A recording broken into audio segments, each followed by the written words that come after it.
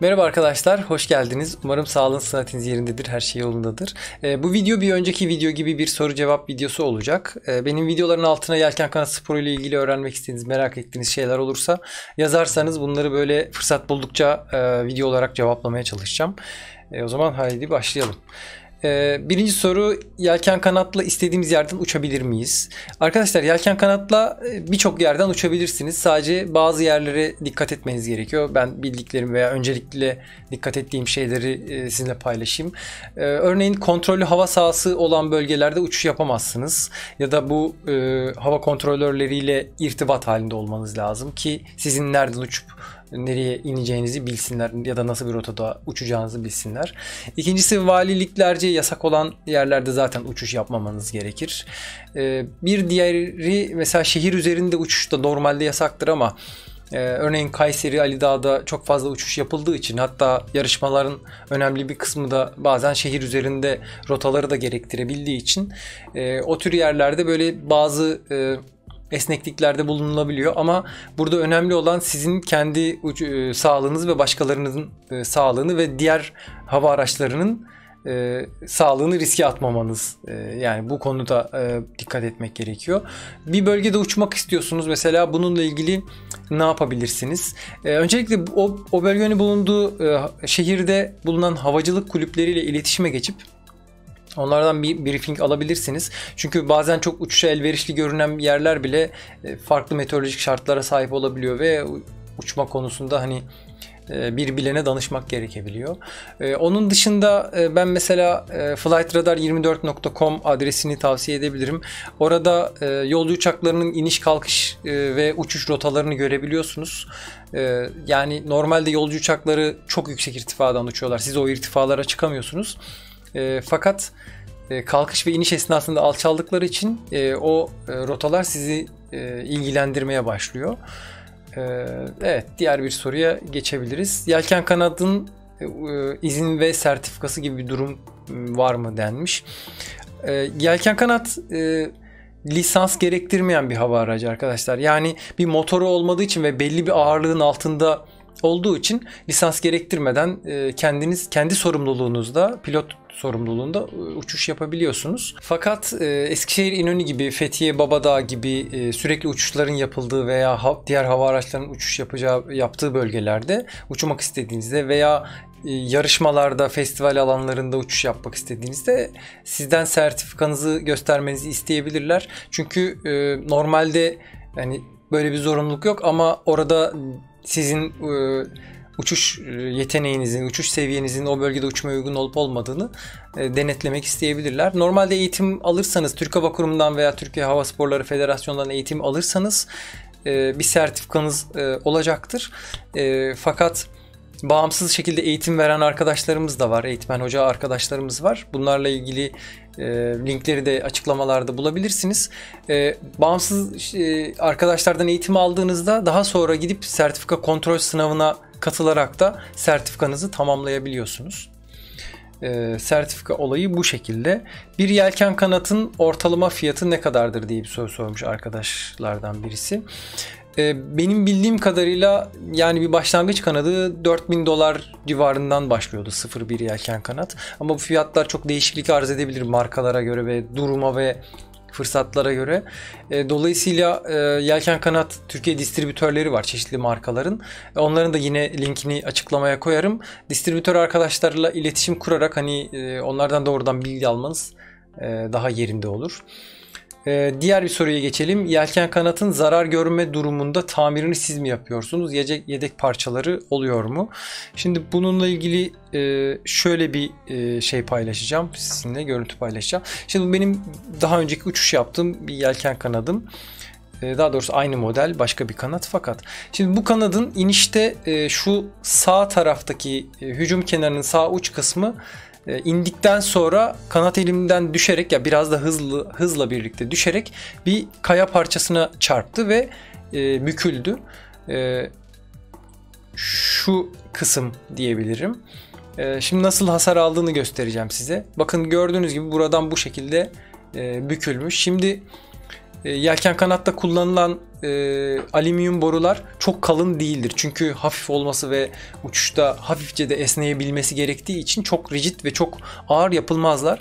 Dolayısıyla bir yere sert bir darbe yani sert bir şekilde çarptığınız zaman kırılabiliyor, hasar alabiliyor. Bu durumda da yani kırılacak parçaların mesela yan trapezler ve alt trapez kırılabileceği öngörüldüğü için yedek olarak önceden satın alabildiğiniz parçalar, ama hani bu hücum kenar borusunun ben kırılacağını tahmin etmemiştim. Bunu mesela tamamını tekrar satın almam gerekti. Yani bu tür kazalar olabiliyor ve yelken kanatta bazı parçalar kırılabiliyor. Zaten özellikle kanadın bazı kısımları nispeten daha kolay kırılır ki diğer kısımlar zarar görmesin diye. Dolayısıyla bunların yedek parçasını temin edip kendinizi emniyete alabilirsiniz. Bununla ilgili mesela şöyle bir örnek vereyim. Şimdi yelken kanatta şu kısımlar, şurada gördüğünüz kısımlara yan trapezler deniyor. Mesela şöyle başka bir videoda daha rahat bir şekilde de gösterebilirim. Mesela şunu durduralım. Hatta şunu durduralım. Şurada gördüğünüz şu parçalar yan trapezler arkadaşlar. Şurada gördüğünüz de alt trapez oluyor. Mesela şurada daha rahat görünecek. Şimdi bu yan trapezlerden kanadı omzunuza alıp taşıyabiliyorsunuz. Alt trapezde uçuş esnasında kontrolü sağlıyor. Şimdi yelken kanatta bazı parçalar dedim ya kolay kırılacak şekilde tasarlanmıştır. Normalde bu yan trapezler çok aşırı sağlam değildir. Yani bir yere inişte hızla çarptığınız zaman kırılsın ve darbeyi emsin diye tasarlanmıştır. Bu yüzden kırılırlar. Mesela bu yelken kanadı ben sipariş ederken 3-4 tane de yan trapez sipariş etmiştim. Hani ola ki sert bir iniş yaparsam değiştirebileyim diye. Ama siz tecrübe kazandıkça ve dikkatli uçtukça hani uçulmaması gereken yerlerde uçmadığınız sürece çok kolay başınıza gelebilecek bir şey değil. Ama tecrübe kazanırken inişler bazen sert olabiliyor ve dolayısıyla yan trapezler kırılabiliyor. Dolayısıyla bu tür parçaların kırılma ihtimali yüksek olan parçaları yedek olarak önceden kanatla birlikte temin etmeniz daha mantıklı. Çünkü daha sonradan sipariş ettiğinizde bunların kargo ile gelmesi vesaire falan problem olabiliyor. Tamirini de yapabildiğimiz kadar işte bu şekilde kendimiz yapıyoruz diyebilirim. Şimdi daha sonra bir soru daha var. Yelken kanadın uçuş öncesi kontrolleri nasıl yapılır?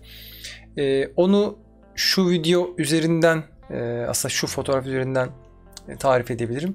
Arkadaşlar yelken kanat normalde böyle üzerinde hareketli parça olan, bir sürtünmesi olan hani bir yere sürtünen bir mekanizma olmadığı için bütün kontrolleri yerde yaptığınız takdirde ve kanadınızın bakımı düzgün yapıldığı takdirde çok sağlam bir hava aracıdır. Dolayısıyla biz yelken kanadı böyle kalkıştan önce, yani kurulumu yaptıktan sonra çok dikkatli bir şekilde kontrol ederiz. Etrafında böyle dolaşarak her yerine ve her parçasına dokunarak gözle ve elle kontrol ederiz. Mesela burada başlangıç kısmında kanadın bu uç kısmındaki ön gergi telleri ve yan gergi telleri var. Bu tellerin sağlamlığını dokunarak kontrol ederiz. Yan trapezleri kontrol ederiz. Orta kısımdaki birleşim mekanizmasını kontrol ederiz. Kanadın hücum kenarı boyunca, şu fareyle gösterdiğim kısım boyunca dokunarak kontrol ederiz. Çünkü gözünüze bir şey çarpmayabilir ama dokunduğunuzda fark edebileceğiniz detaylar olabilir. Bunlar çok çok önemli. Biraz sonra paylaşacağım videoda bunlar ne kadar önemli olduğunu göreceksiniz. Burada da işte arka tarafa geldik. Bu kanat uçlarındaki batenlerin bağlantı yerlerini ve kilitlerini kontrol ederiz. Bunlar da çok önem arz ediyor. Hani bir iki tanesi yerinden çıksa çok bir sorun olmaz ama kanadın yine de stabil uçması için bunlar hani yüksek hızlarda da stabil olması için çok önemli.